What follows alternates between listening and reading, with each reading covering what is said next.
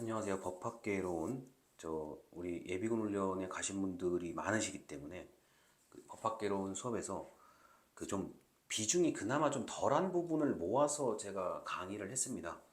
그런데 또 이제 그 내용을 그대로 이제 제가 전달을 해 드리려고 하는데, 그 이전 시간에 들었던 얘기가 조금 겹치는 게 있고 완전히 새로운 내용들도 있습니다. 그런데 완전히 새로운 내용이 이제 가장 대표적인 게 이제 점유권 같은 거, 이런 거는 아예 새로운 얘기일 거고, 뭐 특히나 뭐 통행권, 토지 통행권 같은 얘기도 상당히 생소한 얘기일 건데, 뭐 제가 그 온라인으로 전달할 수 있는 것만큼 전달을 해 드리겠습니다.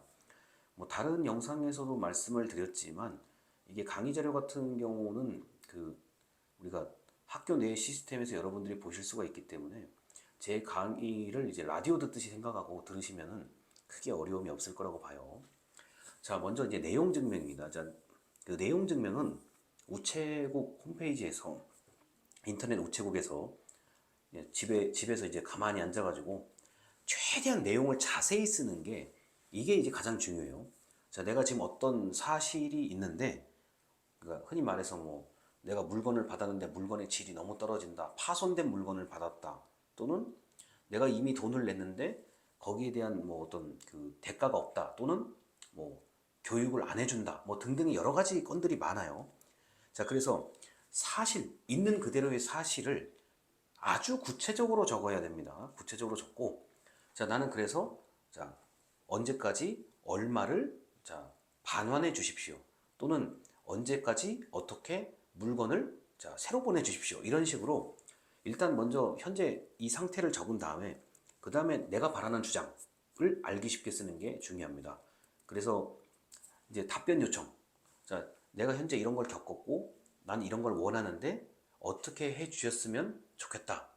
자, 만약에 이 내용 증명을 봤으면 답변을 언제까지 해 주십시오, 이런 것까지를 적으면 이제 상대방이 상당히 심리적으로 그 압박을 받을 수밖에 없습니다.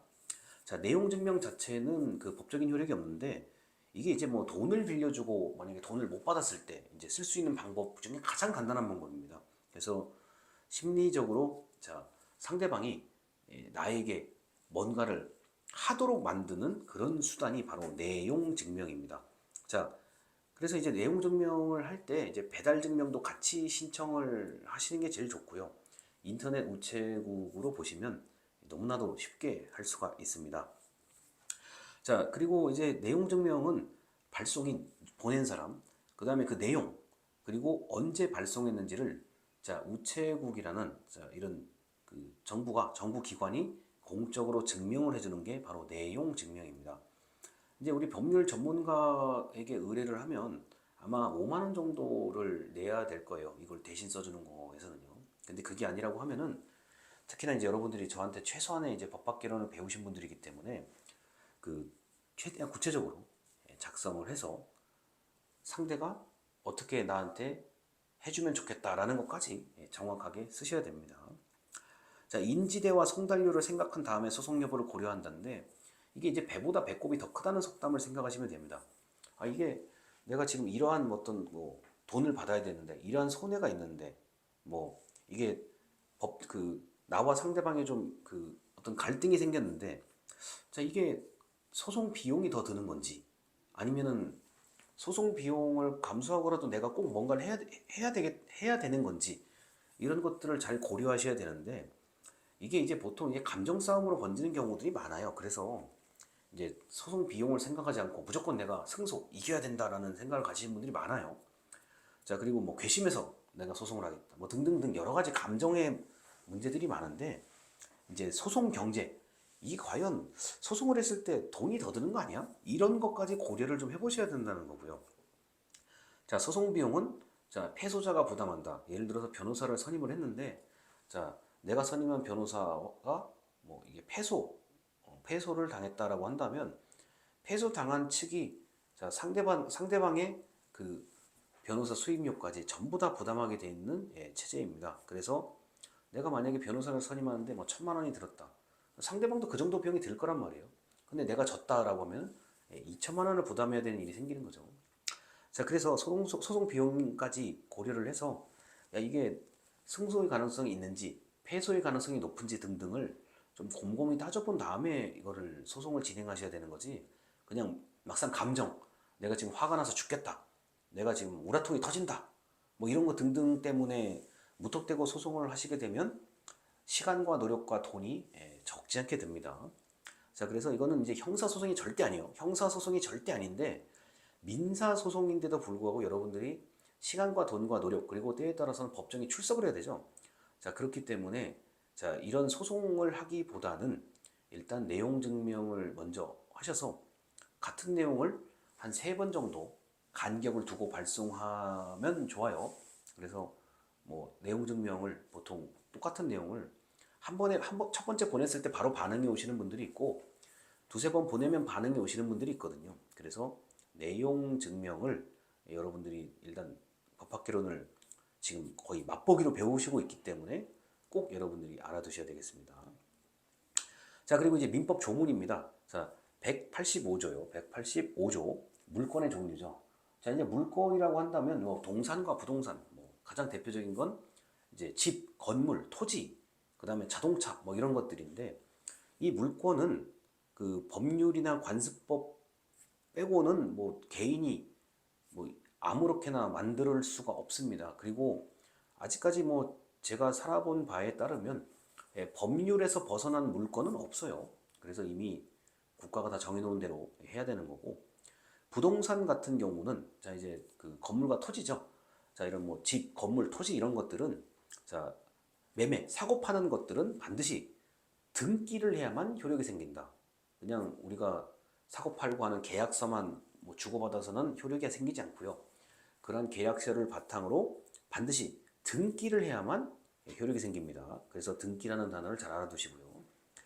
자, 그리고 192조의 점유권인데 점유는 내가 지배하고 있다는 거죠. 뭐 예를 들어서 내가 지금 태블릿 PC를 내 거다, 휴대폰은 내 거다, 내 가방은 내 거다. 이게 이제 그 점유하고 있다는 건데, 자 이제 점유권은 이제 양도할 수가 있죠. 자, 나는 이거 안 쓰는 물건이니까 너 가져. 그러면 양도하는 거죠. 그러면은 주는 그 순간부터 이제 내 게 아니라 네 거다라는 얘기입니다. 그래서 점유권의 양도는 우리가 뭐 친구한테 뭐 안 입던 옷을 준다든가 이런 거 등등 할 때 우리가 이미 많이 사용하고 있는 거죠. 자, 그리고 점유의 보유와 209조에 자력구제라고 되어 있는 거예요. 자, 내가 가지고 있는, 내가 지금 자 이렇게 뭐 손에 쥐고 있는 거를 또는 뭐 나의 물건, 내 차 뭐 이런 거 등등요. 자, 내가 가지고 있는, 내가 지배하고 있는 것에 대해서 누가 방해를 한다 그러면 그 방해를 제거 뭐 하지 말아 달라든가 아니면 거기에 따른 손해배상을 청구할 수가 있습니다. 그리고 뭐 부정의 침탈, 뭐 갑자기 내 걸 뺏으려고 한다든가 이럴 때는 자력으로 방해할 수 있다. 자, 그래서 그 뭐 내가 가지고 있는 어떤 물건이 뺏겼을 때는 자, 즉시 내가 스스로 방위할 수 있다고요. 자, 그리고 뭐 부동산 같은 경우를 만약에 뺏겼을 경우는 뭐 바로 이제 그 다시 내 걸로 다시 뺏을 수 있다는 얘기죠. 탈환한다는 얘기는 빼앗긴 것을 내가 다시 뺏는다는 얘기입니다. 자, 동산도 마찬가지고요. 근데 이제 우리가 점유라는 거는 이제 가장 여러분들이 이제 알기 쉬운 게 요새 이제 개하고 고양이 키우는 거 있죠. 우리가 이제 반려묘 이런 얘기하는데 이제 개나 고양이를 사람이 주인이다. 이 개는 이 개는 또는 이 고양이는 내가 주인이다. 이게 점유 개념이에요. 고양이를 내가 점유하고 있는 거고 개를 내가 점유하고 있는 거죠.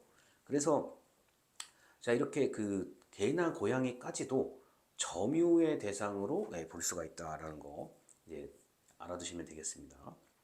자 그리고 이제 그 만약에 개나 뭐 특히 이제 개가 요새 가끔씩 문제가 있는데 뭐 요새는 이제 개라고 그러면 또 안 된다고 하더라고요. 자 뭐 요새 우리 아기 뭐 이렇게 표현을 해요.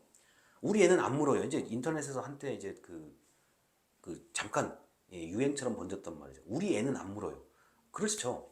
이제 내가 키우는 개는 웬만하면 사람은 물지는 않는데 이게 어쩌다 만약에 물게 되면 큰 사고가 나거든요. 자 이럴 때 자 내 개가 물었다. 그러면 당연히 그걸 점유하고 있는 사람이 당연히 손해배상을 해줘야 되는 겁니다. 지금 205조요.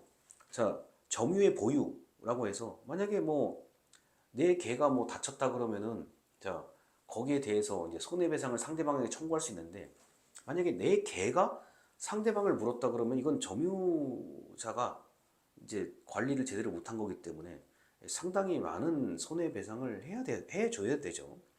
자, 이런 것들이 바로 이제 점유권이라고 볼 수 있겠습니다.